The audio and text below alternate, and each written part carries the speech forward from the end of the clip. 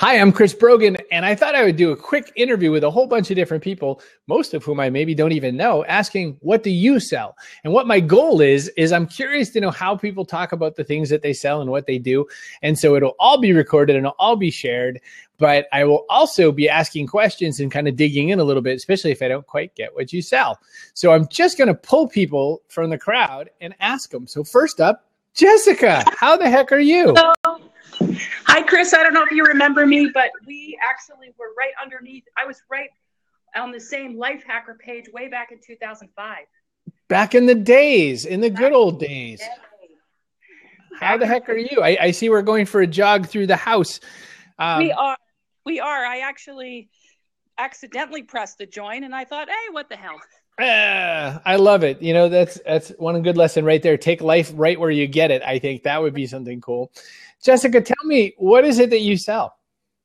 I sell my services, which is intensive professional organizing services. So if I'm the kind of person who I'm looking to the right of me and I have these slats that I took out of my kid's bed from IKEA on the corner of my desk, unexplainably, and or I have a couple of books holding up a lamp on my left and things like that, I'd be the kind of guy? Or do you mean even more intense? Do you like fix hoarders, or like what do you mean when you say intense? Not hoarders. What I do is I work with either entrepreneurs or people who just live in their home, and they have what I call invisible clutter, which is mental and emotional clutter that causes the physical clutter, which is pretty much anytime you have clutter, it's going to originate with the invisible clutter. Are we ready for this now that the book, The Magic of Tidying Up, is suddenly a mega bestseller? By the way, I hope I'm just like so many other people. I bought it and haven't read it. I'm hoping by osmosis I'll get better.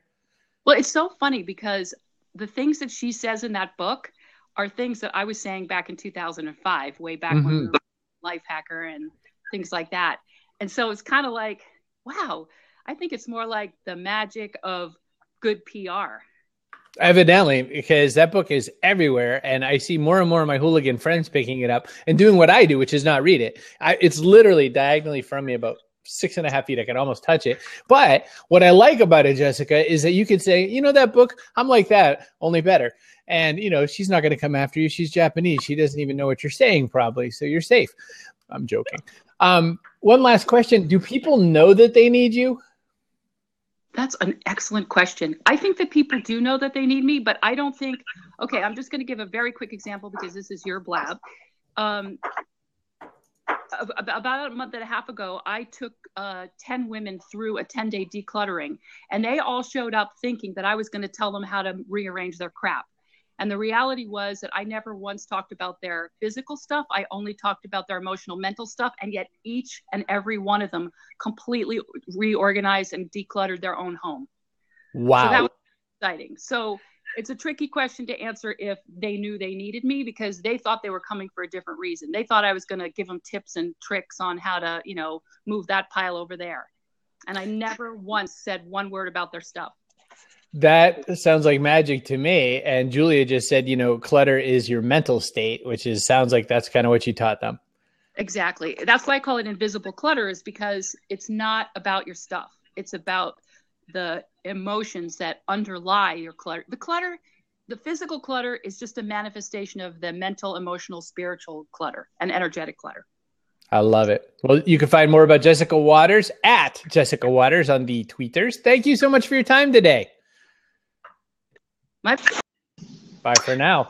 Chris Brogan, what's going on, man? Tim, you've just appeared. Look at that. Like by magic. Pretty impressive how that works, huh? Why are magicians second to comedians and doctors in being told, oh, you're a magician, do something magic? Why are we second to comedians and doctors? Yeah, why is it that like, you know, or rather in the same little tiny bucket, why is it that those, you know, there's only seems to be 3 professions where people make you do it. You know, if someone goes, oh, you're a pilot, quick, fly the plane. They don't do that. Right. That makes sense. I do feel like a trained monkey sometimes, you know, do some tricks, monkey boy. Happens all the time. Exactly. What's that about? Listen, question, what exactly do you sell then? You mentioned that it's not necessarily just magic per se, but like talk a little bit about what you're doing. Yeah, actually, I've kind of transitioned away from the magic world. I did make my living as a professional magician for 8 years. A lot of fun, thousands of shows, thousands of birthday parties. But ultimately, I transitioned to the world of public speaking. I wrote a book, Magic Words. Magic Words. So it's kind of ties in there. But essentially, you know how texts and emails and social media have kind of taken over how we communicate. Right. Right. So what I do is I help sales managers, I help salespeople, I help managers, and I really help them to reconnect and tap into the science of human connection so that they can connect better, get better rapport, better results from the people around them. So I sell information. I sell, hopefully, results ultimately. So, a little while back, you wrote a post that, I hadn't gotten into yet, but be as calculating as you are genuine. That one kind of threw me because I can tell you that you're probably right, but I put my mental and emotional brakes on when I just read that. So can you talk me through that one just a tiny bit? Yeah, I think that sometimes we get caught up in authenticity and we feel like if it feels good, do it. If we're communicating with someone and it doesn't feel authentic, then we really shouldn't do it. When in reality, anytime you learn a new skill, it doesn't feel right. Anytime you drive a car for the first time, it doesn't feel right. So what we have to do is we have to be calculating insofar as understanding how people work. And if we work with people, we really do want to know how people work. And if we do understand people, I view that as my purpose, as my mission, to help people understand each other better. When we increase understanding, I think the world ultimately becomes a better place. So, we need to be as calculating in that regard, understanding how the brain works, understanding how to communicate and connect and interact, but with an authentic heart and authentic intention. So sometimes our authentic self just wants to reach out and choke somebody. So we can't always fly by and be obedient to the whims of our nature. So sometimes you got to challenge the authentic feeling a little bit and do what you know is right ultimately. Tim, so what you're saying is I should stop choking people. I would recommend it. By the way, in your book, Magic Words, one of the things I found interesting was your choice of magic words. I love, the fact that, but is one of them, which is one of those words that's such a magic happiness. Magic word number 4, though, their name is one of my favorites. So I'm thrilled that you brought that on. How has the book changed things for you? I know you've been on Entrepreneur on Fire. I know you've been out there doing some new stuff now. How did the book help that along? And do people need a book to do that sort of work? This is crazy. First of all, that Chris Brogan knows who I am. That's, the fact that you why wouldn't I know you? You're magical. If you're like, that's what I'm saying. It's that type of experience is happening over and over and over again. I'm here in Las Vegas. I'm here in my hotel room right now. I just got off stage yesterday, keynoting IMEX, which is the biggest event for meeting planners, people who hire speakers. So, having an opportunity to do that, just really the doors have kind of blown wide open with the book, and all the relationships ultimately that have come because of that. And that's kind of, again, that's my message, is to help people connect with one another. That's what really makes a difference in business and in life. So connecting and knowing how to serve those people that you're connecting with and, knowing what they're going to need, which is your point about calculating. It sounds great. So I asked Jessica this question. I'll ask you, do people know that they need what you sell? I don't think so. I really don't. I think that when I deliver my message, it really resonates with people. I really feel I constantly get applause breaks and people nodding their head and yes, because that message of human connection is universal. And it is something that who would disagree with that? Who would disagree with that people are what's important and relationships are what's important in business and in life. However, what I find is that people simply don't know what they don't know. And people feel like, and again, for example, with the authenticity thing, people feel like if I'm just a nice person, if I'm just authentic, well, if you're just being, if you're going by whims, then first of all, your body language is probably way off because you're not ever viewing your body language. You don't ever get feedback on that. So there's never opportunities to learn and grow there unless you have somebody offering that feedback. So I don't think they do. I really don't. I think that all this stuff is going on in the subconscious part of the brain. That's what I really, truly teach people to connect with. And that's a mystery. That is as Malcolm Gladwell says, it's a locked door that we just don't have access to. So I think it's one of those things that when I do speak and when I unlock that door for people and let them into that world, that it's an experience where they realize it possibly for the first time that that's something they need. This fine gentleman's name is Tim David. You can find him on the tweeters at Tim David Magic. You can go to brainpokes.com and get him that way as well. Tim, thanks so much for your time today. Awesome. Thank you, Chris. My pleasure. I am dropping Tim and bringing in Julia Klein. Who knew? Authors abound. Is that who hangs out on Blab? It's just writers. We just hang out and wait to not write books on here. Is that what we're doing? Well, I think the people who follow you are generally largely authors.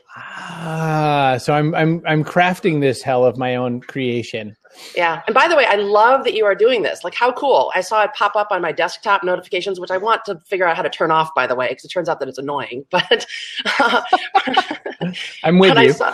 I saw Chris Brogan, what do you sell? I'm like, that's got to be a fascinating conversation. And it turns out that it's even better than I thought it was going to be. So this is why you're an icon, you stud. This is any day that I could be better than you thought I was going to be is my best day ever, Julia. So you are kind of hard to nail down to one thing because, you know, I would say you're in that people consider it sometimes a negative to say life coach. So I don't even know if I should say that, but you're helping people live better. How do you explain what you sell? So actually I'm the author of an Amazon best-selling book. It's called The Entrepreneur's Guide to Sleaze-Free Selling. Mm-hmm. So that's one of the things that I sell. And then I've got a coaching project that's called How to Heal Your Sales Wounds. So I talk to people about how to sell their stuff better. And the way that I do it is by taking people on a profound inner, I'll even say shamanic journey to discover their most self-limiting beliefs about money, about success, and about how to sell stuff. Because I find that a lot of people think that selling is gross. And it's not.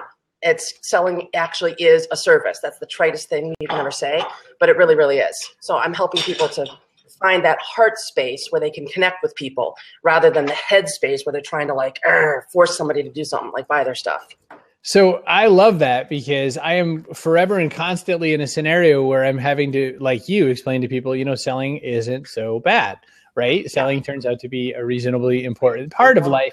As long as people are seeking the thing you're selling and as long as you're pretty straightforward in what you're selling. Why? I think that we mostly get afraid of selling because we've had so many great negative experiences with it. Is that really what gets us there? Or what do you think? Yeah, actually, yeah. And so I've developed my understanding of 6 primary sales wounds. And sales wound number 3 is the selling wound. And the primary statement of the selling wound or limiting belief is that selling is a game of getting people to buy my stuff who really don't want to. So it's about manipulation. It's about tactics. It's about like putting one over on somebody. And then sales wound number 4 is actually the anti-selling wound, which a lot of people revert to because they say, I do not want to be pushy, obnoxious, and rude, so I'm just not going to sell anything at all. And that's where you get people who are undercharging for their services, who are giving their stuff away, who are going out of business, quite frankly, because they refuse to sell stuff. And a lot of authors actually are that way because our creations, our books, our words, it feels like, well, if I have to sell it, then it must not have any value.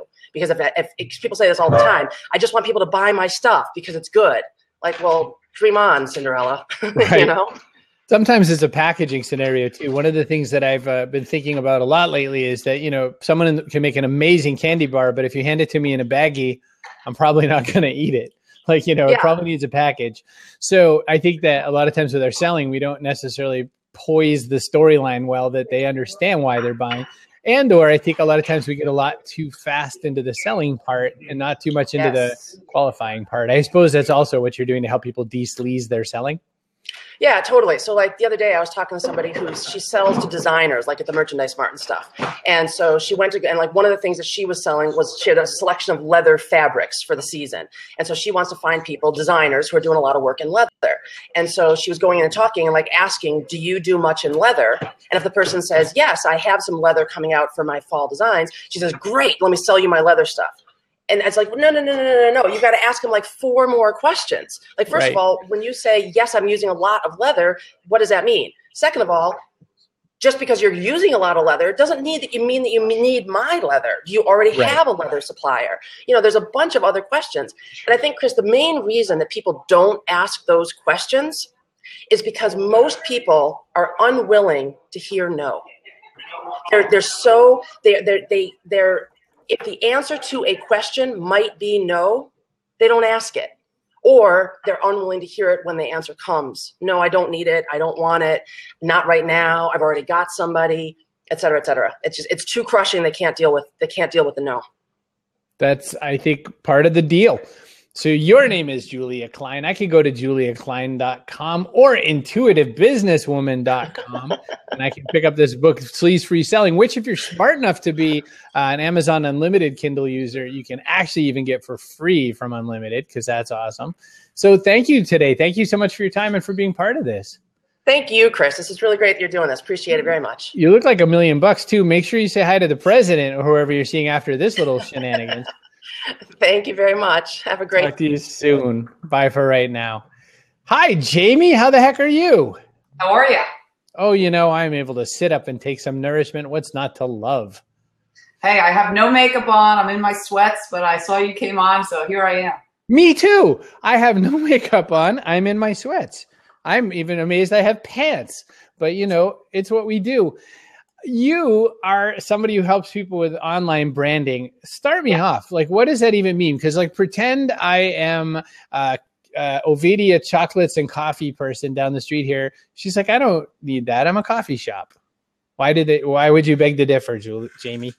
I would beg to differ because a lot of people look you up online. If you don't have a good digital footprint, you really don't have the foundation to stand on in these days. So if a publisher is looking at you, or a producer, or you want to do affiliate marketing for someone, or a client, or a strategic partner, they're all going to look at you online and say, there's nothing here. There's a gray head instead of a photo. There's not a strong profile. Nobody's writing testimonials. It's just, there's no reviews about that company. It's just not, you're a little weaker online. Interesting.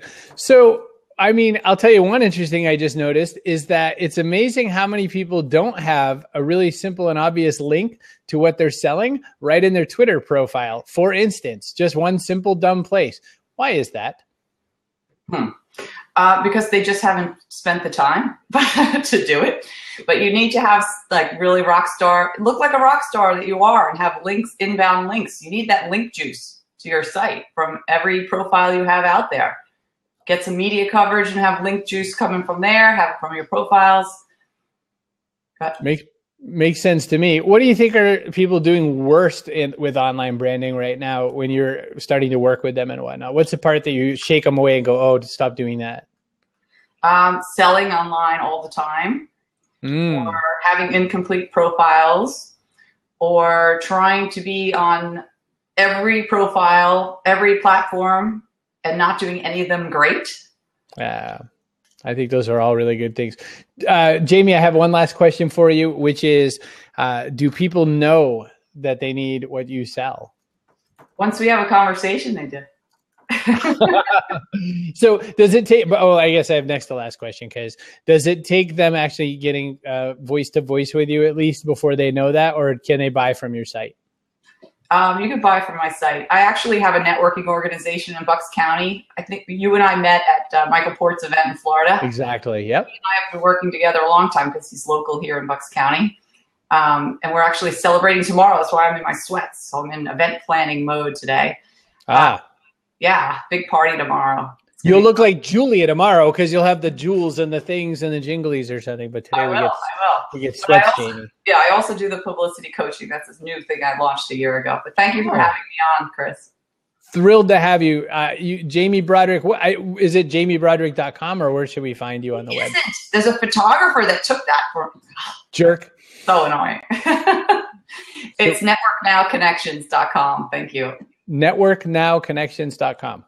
Yeah. Super. Thank you so much for being here. I'm appreciative. Thank you. Bye right now. Uh-oh. There we go. David Vaughn, it's already time. Oh my gosh, it's like a reveal.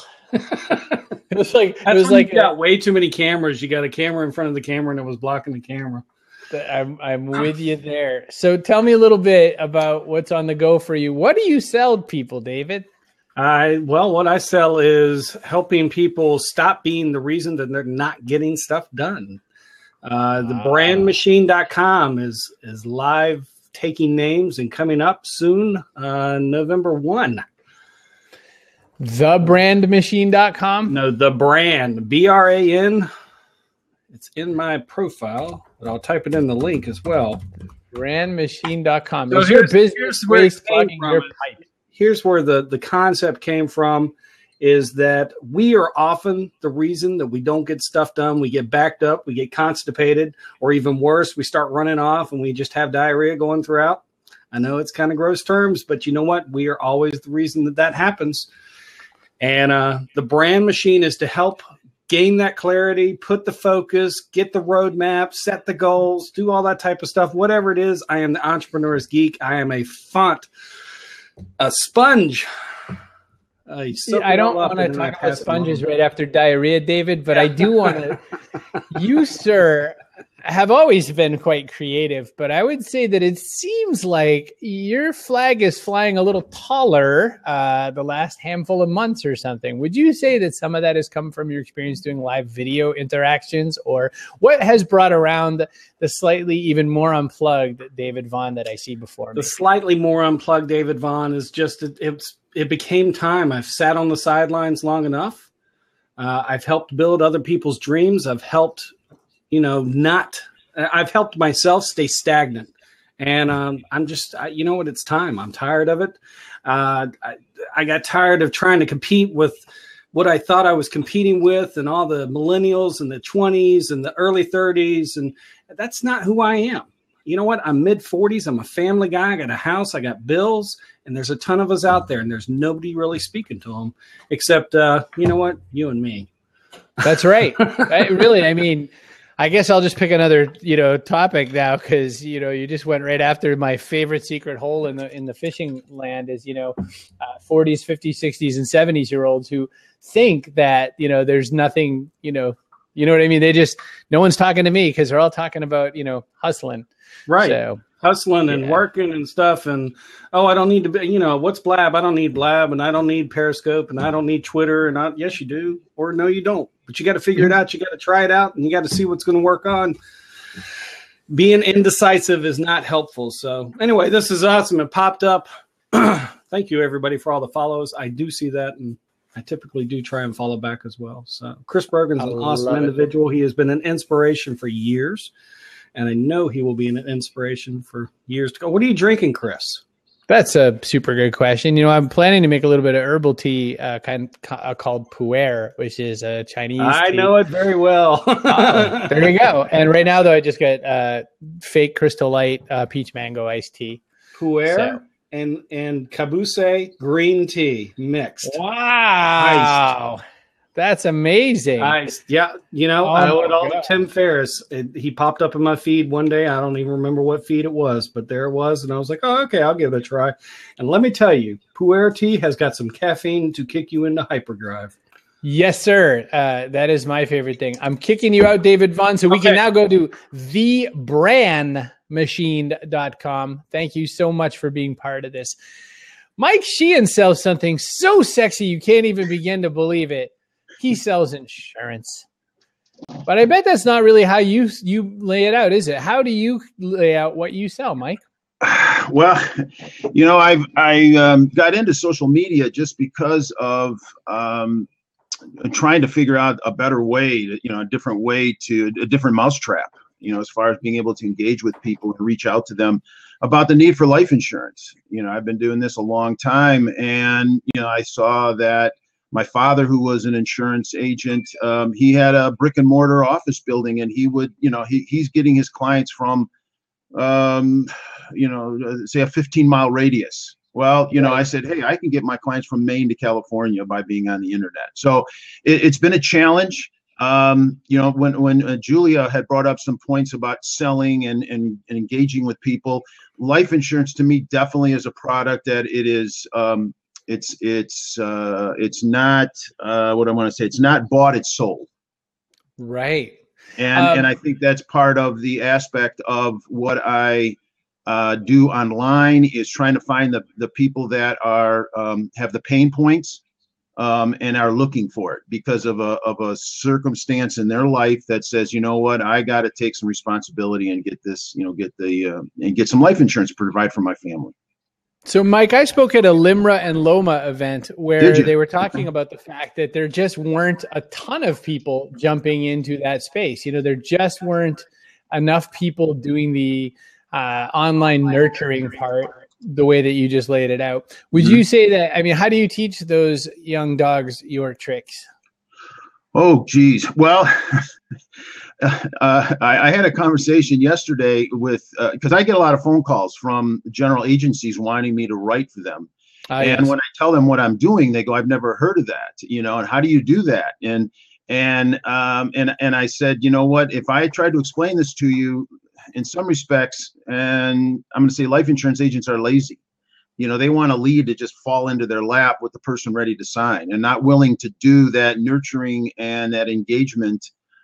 So to answer your question is you need to, you know, I think with any kind of the social media or any face-to-face, you need to build that relationship and that trust, because you're kind of, to me, a life insurance agent is right up there with a doctor. You're having to get a lot of personal information about somebody that you got to put on an application to send into the insurance company. I find that a great way to talk about it, Mike. Now, let me ask you, so in the 70s, my dad sold Prudential for a little bit, and it was not very good for him. He was not a really good insurance sales guy, nor is he a sales guy in general. But I would say that the old methods were pretty sad. You know, tell me what's going to happen when you pass away and you leave your wife and children to the wolves. It's kind of changed a little bit, but what is the storyline that even gets somebody going on that these days? Well, I can say even on my, I think it's on my website. To me, there's like the 5 pain points.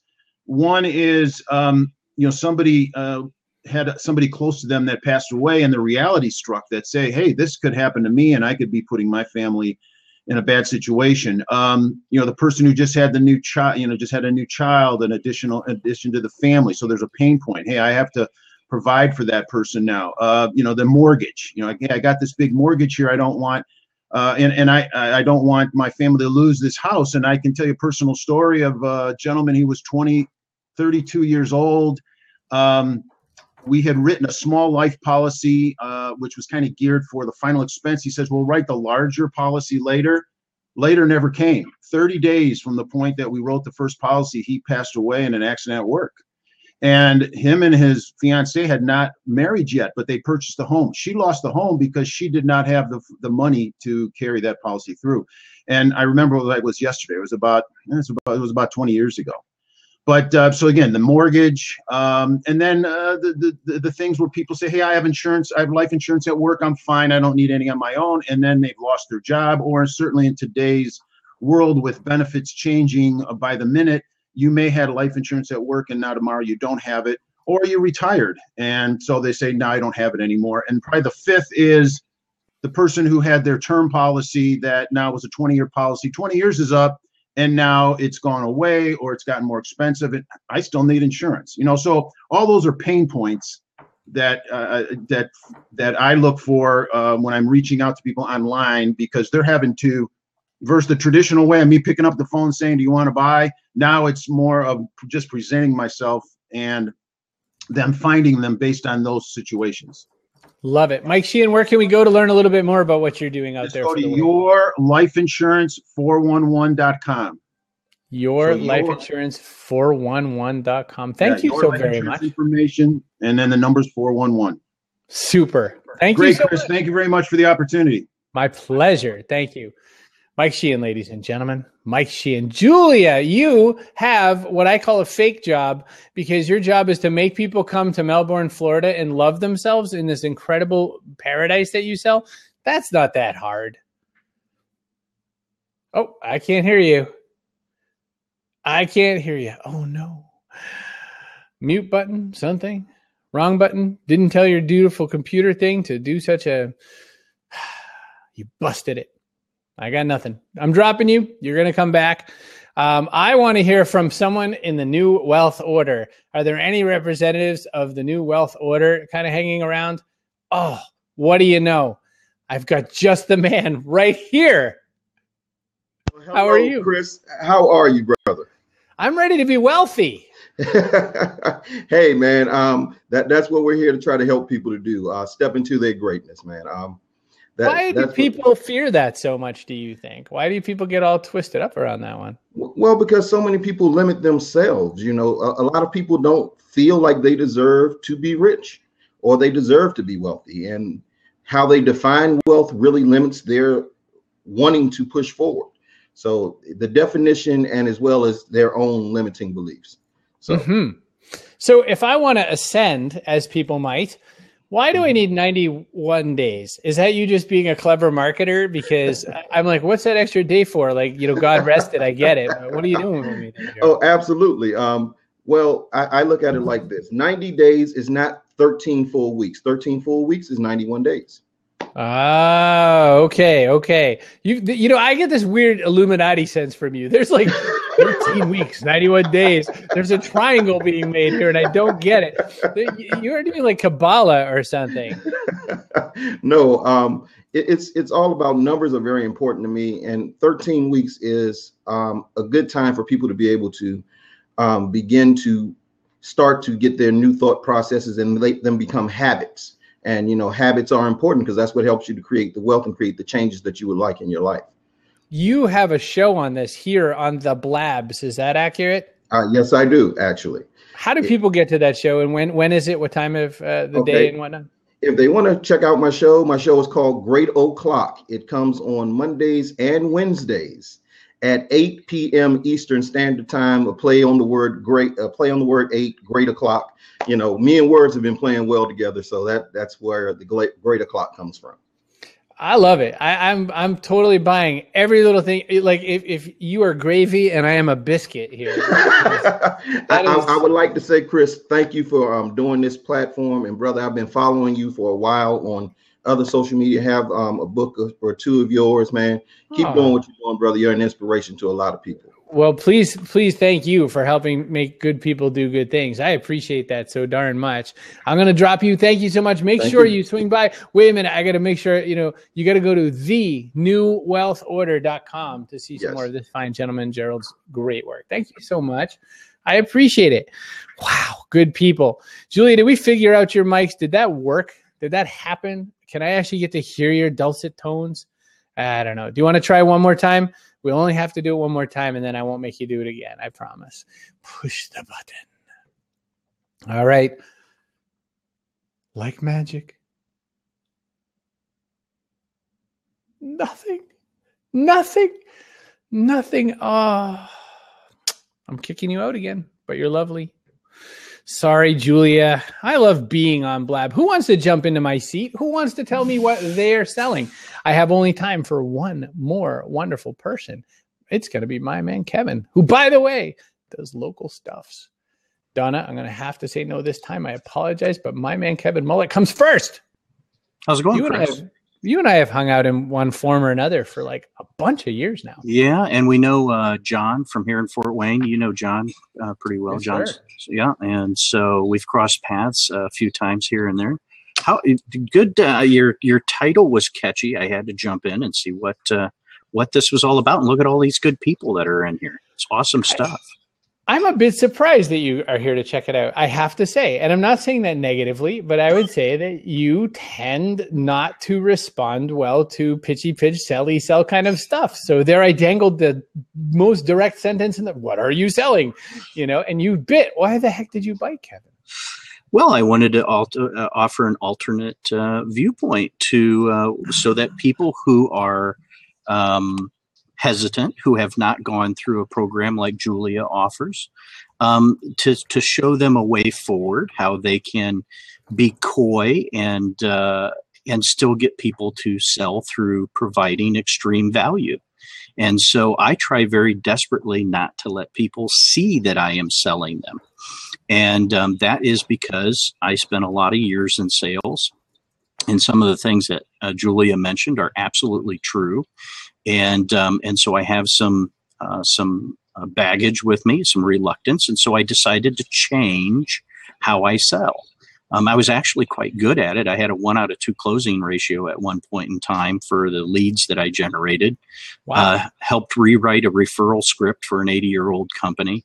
But I really didn't like it. So the long and short of it is I try to humanize my message, encourage conversation, listen first, promote less.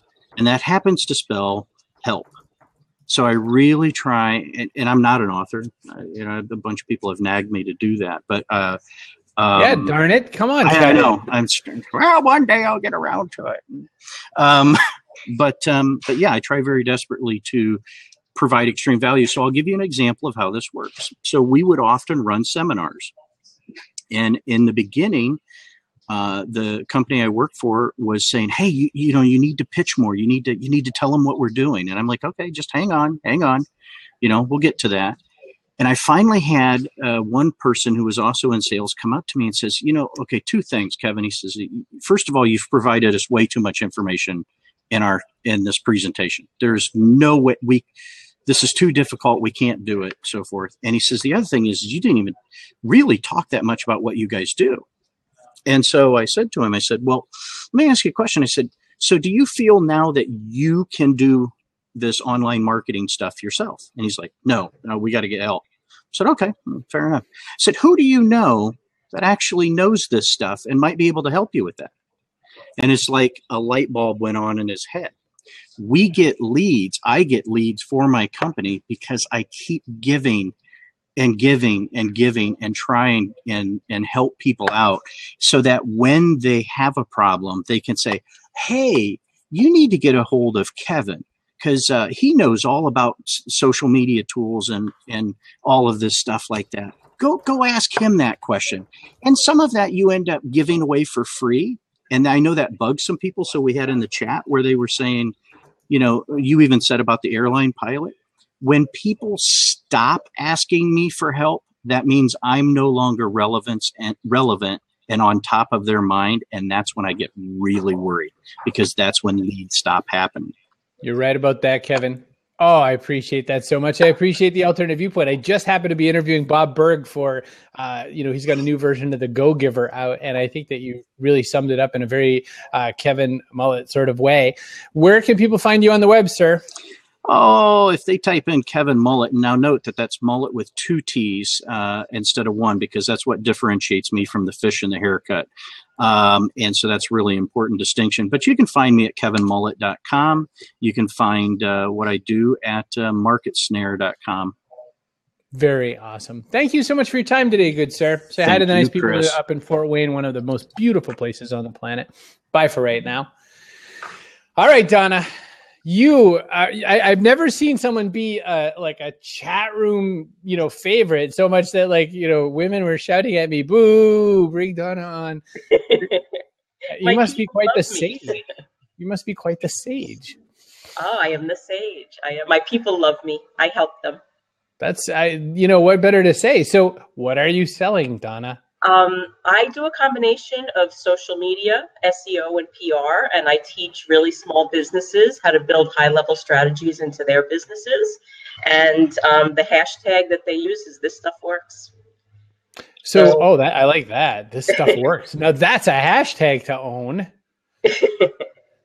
Donna, I've got a question. So, in your work as a social sage, you just mixed kind of, orange juice and toothpaste. You just said PR and SEO. Most PR agencies hide around the fact that we can't measure this. It's impressions. I don't hide. I'm ready to disrupt.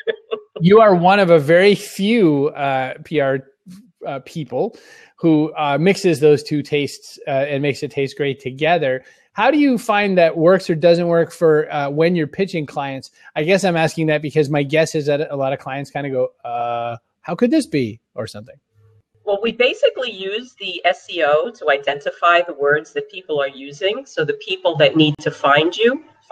So you're not really doing the pitching. So whether you want to connect with media or, whoever you want to connect with, whatever market it is, you just kind of get into the conversations they're having and let them find you, show up as a helpful person. I'd like to continue on the stream that Kevin was talking about. Don't show up to sell them, show up to build relationships. Listen, be a solution, just get to help people and get to connect them with the right people. And if you're not the right person, connect them with somebody that you know who is the right person. So when you build the relationships in this manner, and in most of the time when you do it this way, you show up as a solution for somebody when they're not really looking for anything. They're just looking to get something out of their head. So when you show up and you just say like, here, I'll help you, they're like, where the hell did this person come from? And it's just a fantastic way to build a relationship, particularly with the media, because most people don't even consider what the media needs and wants. They're just using it for free advertising, and that's not what it is. That's a really great point as well, as, you know, the fact that people are trying so desperately to get their story out that they're basically boxing up ads instead of telling a real story. Is that harder to teach people these days, or are people a little more willing to accept that these days? I've been doing this for 5 years, and it's always been a challenge, and people are they're really open to it now. My business has exploded in the last year because people that never wanted to know what I was doing, they were just like, you should be a social media manager. They're listening now, and bigger companies are starting to hire me too. Prior to having my own business, I worked in law firms, and I was a corporate trainer and a project manager. So I bring all of that to the table as well. And, oh my gosh. You know, I've got 200 people in my group program. We're just about ready to launch the 4th version of it. And what I'm doing now, I'm so excited about, because when I first created this, it was a brain dump. It was what I just kind of invented from working with clients and doing and whatever worked. But now we're refining it, really refining it. And I'm taking all of this content that's currently in these big, giant modules, and I'm boiling it down to results-driven action sheets. So every single action sheet is going to have one strategy on it, and you can combine them and make bigger strategies. And I'm going to start my people off, but then I'm going to open it up and give them cash prizes for creating their own strategies. You and I are on a very similar path. I call them, instead of action sheets, I've been calling them action stacks, which is collections of small actions that you put together, make a recipe. I'm picking up what you're putting down, lady. Yeah, so that's exactly it. And I can't sleep. I'm so excited. Yes, I'm thrilled. That's the best way to be, except I wish you could sleep. But, you know, well, I'll sleep in about 3 weeks when it's out. It's much better than, you know, in depression where we can sleep all we want. Exactly. 40 hours of sleep? Sure. Hey, Donna Cravatta, I can find you at socialstagepr.com and also in and around here sometimes as well. Thank you so much for your time today. Thank you. And thank you for putting me before your nature break. I totally appreciate it. And Lord knows I'm going to make that happen. I'm totally honored that you spoke to me. I've been following you for a long time. Oh, shush. I'm just like you. I pay someone to put my pants on one leg at a time. Really? It's all good. No, that'd be a weird job though, wouldn't it? Donna, thank you so much for your time. What a bunch of beautiful people. You are all loved. I appreciate every single person who's taken the time to talk with me live, and then all you other crazy monkeys who get the chance to do this via the recording. I appreciate that as well. Listen, I'm so grateful. Thank you so much for being part of this. One last thing I want you to do is, you know, if you found this interesting, even a tiny bit, and you haven't checked in with me lately and you don't really know what I'm up to, just swing by chrisbrogan.com. Take a look at what I'm doing with Owner Media. If you want to read some cool articles, go to ownerfuel.com. That might make you excitable. But thank you so much. It really means a lot, and I'm really grateful for your time. I'm Chris Brogan. I'm going to get out of here.